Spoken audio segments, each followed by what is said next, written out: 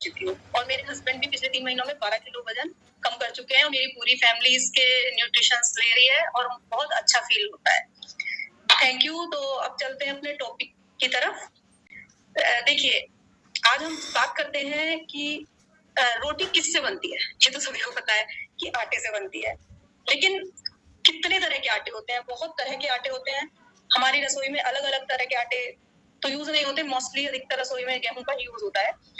तो आज हम अपनी रसोई में जो यूज होने वाले आटे हैं और उनसे पाए जाने वाले न्यूट्रिशन, अलग अलग तरह के आटों से अलग अलग तरह के जो न्यूट्रिशन मिलते हैं उसका हम पता लगा सकते हैं।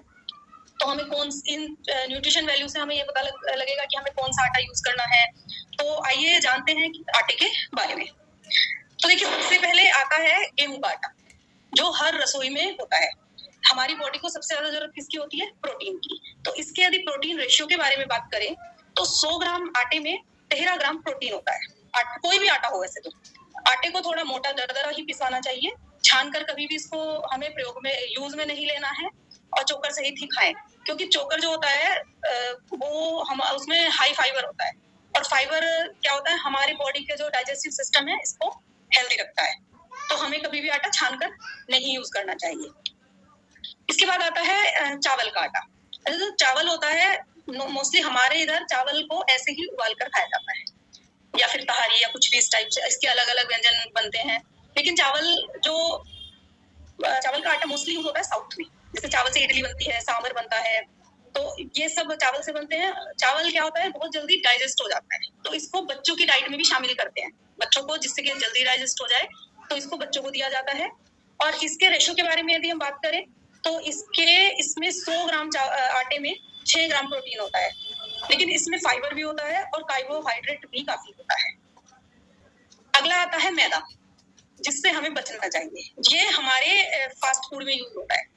ये हमारी जो बॉडी है इसको सबसे ज्यादा नुकसान पहुंचाता है और इससे मतलब देखिए इससे क्या क्या बनता है, ये तो मैक्सिमम सभी लोगों को पता है। बर्गर, पिज्जा, घर में हम समोसे बनते हैं या फिर ये भटूरे बनते हैं। अच्छा, इससे बनने वाले लोग अभी हमारे क्लब में जितने भी हैं सभी कहेंगे इससे जितनी भी सामग्री बनती है ना वो टेस्टी तो होती है, देखो उसके बावजूद भी ये सेहत के लिए अच्छा नहीं माना जाता। ये बॉडी के लिए सबसे खराब आटों में माना जाता है, तो इसको हम ना ही यूज करें तो अच्छा है। इसके बाद अगला आता है बाजरे का आटा। इसमें ये एक आटा होता है, इसमें बहुत सारे विटामिन होते हैं, मिनरल्स होते हैं, जैसे कि प्रोटीन हो गया, फाइबर हो गया, आयरन, मैग्नीशियम। इसमें विटामिन ई बहुत होता है, बी कॉम्प्लेक्स का भी अच्छा सोर्स है। कोलेस्ट्रॉल भी कंट्रोल होता है इसको यूज करने से, और ये हमारे हार्ट को भी हेल्दी रखता है, हमारा बीपी कंट्रोल रखता है। और इससे इस बाजरे के आटे से क्या है, शुगर लेवल को भी मेंटेन कर सकते हैं। मेरा मानना है कि इसे हमें अपनी डाइट में जरूर शामिल करना चाहिए। इसके बाद एक आटा आता है मक्की का आटा। ये हमारे इधर नॉर्थ की तरफ बहुत फेमस है, खासकर सर्दियों में। देखो जैसे साग के साथ, दाल के साथ सर्दियों में इसकी रोटियां बनती हैं, साग के साथ खाई जाती हैं या दाल वगैरह सब्जी वगैरह के साथ भी खा लेते हैं। और अच्छा, ये आटा ना टेस्टी बहुत होता है। इस टेस्ट में यदि देखी जाए तो इसका बहुत अच्छा टेस्ट आता है। इसमें प्रोटीन बहुत अच्छा होता है और हेल्दी एक कार्बोहाइड्रेट होता है, वो हेल्दी कार्बोहाइड्रेट होता है। इसमें फास्फोरस होते हैं, मैग्नीशियम होते हैं, और इसमें जो फाइबर होता है वो हाई फाइबर होता है। तो उसकी वजह से इसमें एक चीज है कि ये डाइजेस्ट होने में टाइम लगाता है। तो इस आटे को टेस्टी पड़े हो हमें फिर भी सीमित मात्रा में ही खाना चाहिए। इसके बाद आता है एक ज्वार का आटा। इसमें बहुत ही ज्यादा हेल्दी न्यूट्रिएंट्स होते हैं, जैसे fibre, vitamin, calcium, phosphorus, vitamin B12 जो या B1, आयरन, ये सभी इसके अंदर ज्वार के आटे में बहुत अच्छी मात्रा में होते हैं। इससे हमारा डाइजेशन अच्छा होता है, इससे हमारा बीपी कंट्रोल होता है और ये शुगर के लिए भी अच्छा माना जाता है। अगला आता है जई का आटा। जई के आटे में भी प्रोटीन काफी मात्रा में होता है। इसका रेशो देखा जाए तो 100 ग्राम में 15 ग्राम होता है और इसमें फाइबर भी होता है। ये जो जई का आटा है ये हमारे वेट को कंट्रोल करता है, शुगर को कंट्रोल करता है, और जो हमारी बॉडी में कोलेस्ट्रॉल होते हैं, एक गुड कोलेस्ट्रॉल, एक बैड कोलेस्ट्रॉल, तो जो बैड कोलेस्ट्रॉल है उसको ये कम करता है। इसके बाद आता है कुट्टू का आटा। मोस्टली इसको हम व्रत में यूज करते हैं।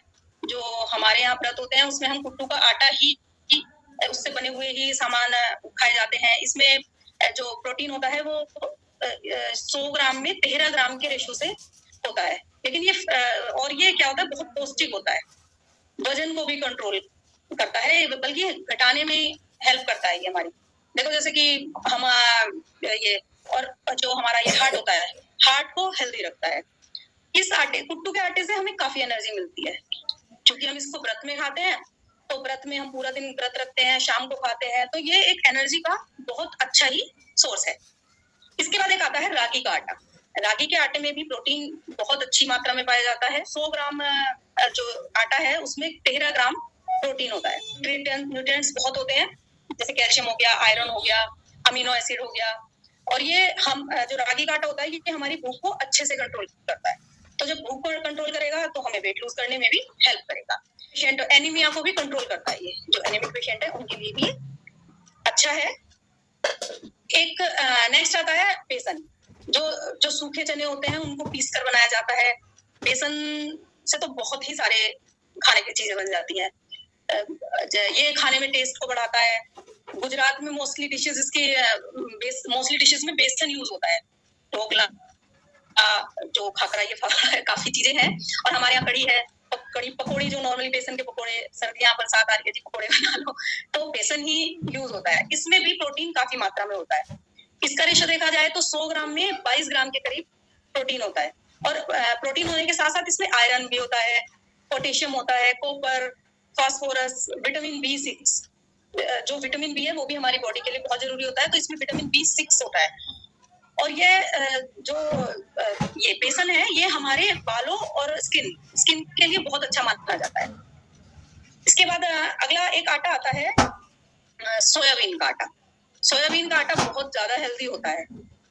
अभी तक जितने भी आटे बताए गए हैं उन सब में सबसे ज्यादा प्रोटीन सोयाबीन के आटे में ही मिलता है। यदि इसका रेशो देखा जाए तो 100 ग्राम में 47 ग्राम सिर्फ प्रोटीन होता है। और ये आयरन का भी बहुत अच्छा सोर्स है। तो ये इस आटे को भी हमें अपनी डेली डाइट में यूज करना चाहिए। जैसे कि जो हमारा फॉर्मूला 1 है उसमें सोया यूज होता है, तो प्रोटीन तो है ही। इसके बाद आता है मल्टीग्रेन आटा। तो जो मल्टीग्रेन आटा होता है वो जो जितने भी अभी हमने आटे आपको बताए हैं उनको मिक्स करके जो आटे बनते हैं उसको मल्टीग्रेन बोलेंगे। मिक्स आटा जैसे हो गए अलग अलग तरह के। और जितना आटा, जोन सा भी आटा हम जितना भी मिक्स करेंगे उससे उसी के हिसाब से न्यूट्रिएंट्स कम या ज्यादा हो जाते हैं। ज्वार, बाजरा, गेहूं और रागी, इन सबको मिला के जो बनाया गया मल्टीग्रेन आटा होता है उसमें बहुत ही हाई फाइबर होता है। और एक होता है ग्लाइसेमिक इंडेक्स, वो बहुत कम होता है, कम मात्रा में होता है। तो इसको जो शुगर के पेशेंट हैं वो इसको रेगुलर खा सकते हैं, तो उन्हें कभी भी इस आटे को खाने में कभी भी कोई प्रॉब्लम नहीं आ सकती। अगर कोई भी आटा है, इससे जब हम इससे रोटी बनेगी, डेली यूज में हम रोटी ही खाते हैं, तो हमें जो रोटी है वो हमेशा ठंडी करके खानी चाहिए। कभी भी ऐसा नहीं कि गैस से सीखी और तुरंत गरम गरम खा ली, वो हमारी बॉडी को थोड़ा सा नुकसान पहुंचाती है। इसीलिए रोटी हमें ठंडी करके खानी चाहिए। तो आज मैंने आपको अलग अलग तरह के आटों के बारे में बताया है, तो आप अपनी हेल्थ के अकॉर्डिंग अपने लिए सही आटा चुन सकते हैं। Thank you sir. वंडरफुल, एक सुंदर सी क्लैपिंग करेंगे पारुल जी के लिए। बहुत ही बढ़िया टॉपिक और आपके उसमें जुड़ा हुआ आटे का सिलेक्शन करना बड़ा जरूरी है।